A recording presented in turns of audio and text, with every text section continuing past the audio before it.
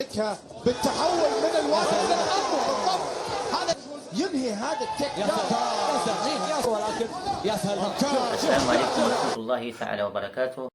السلام عليكم ورحمة الله تعالى وبركاته. مرحبا بكم في قناة بوكسينج بالعربي.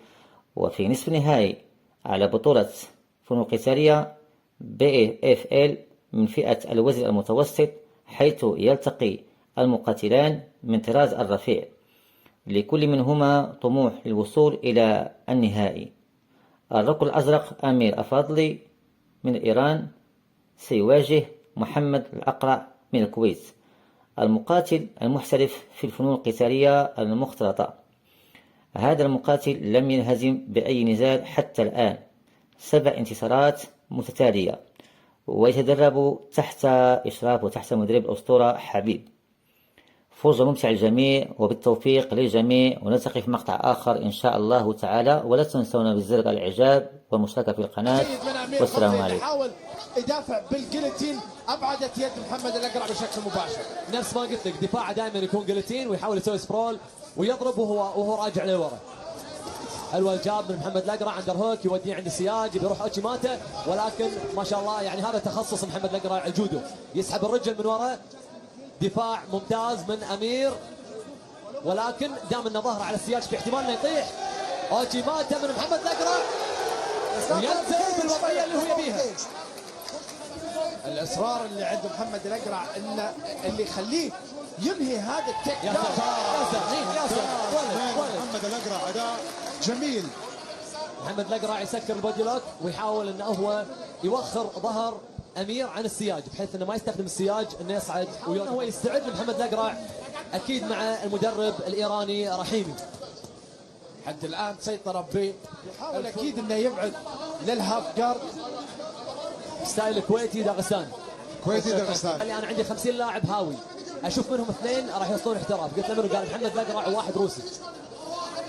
محمد الأقرع ما شاء الله تبارك الله، اللي لحد الآن على نفس التوقعات اللي متوقعينها له محبيه ومتابعيه، 6 انتصارات بدون أي هزيمة لحد الآن.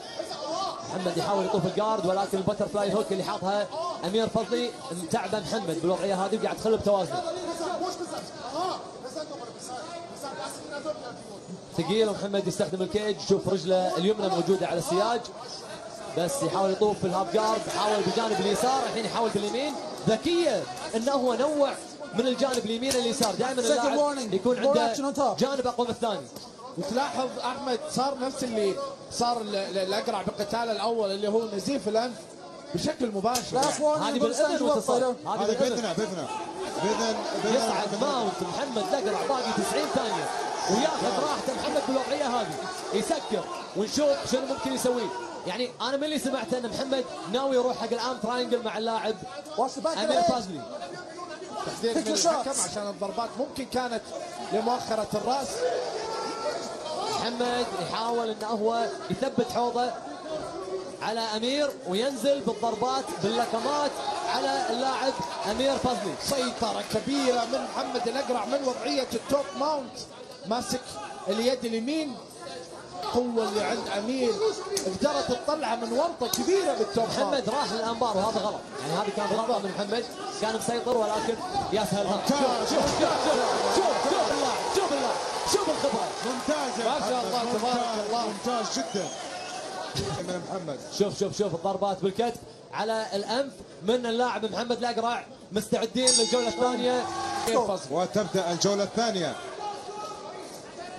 يموه التيك داون، يموه الدبل لك ويركب بالاوفر هاند. جميل، لانه لاعب جودو، فطالع لوتشيماتا، يروح يسكر، يوديه عند السياج، يضغطه، يوديه يمين.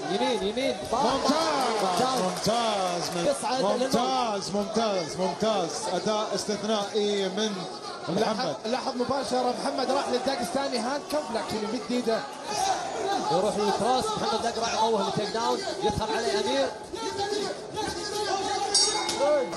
بس هذا اللي للحين ما شفناه منه، يعني هذا اللي كان ودنا نشوفه. محمد الى الخلف، هذه الانسيابيه اداء استثنائي من محمد الأقرع الصراحه، جميل جدا. ممتاز. هامر فيست ليش؟ لانهم ليش شال الاجواء؟ لانه يبون اللاعب خلال سلامته يلعب. ماونت لحد الان يعني الشيء اللي بسهوله تقدر تعطيه جولتين على الاقل، كانت 10-8 لمحمد الاقرع. محمد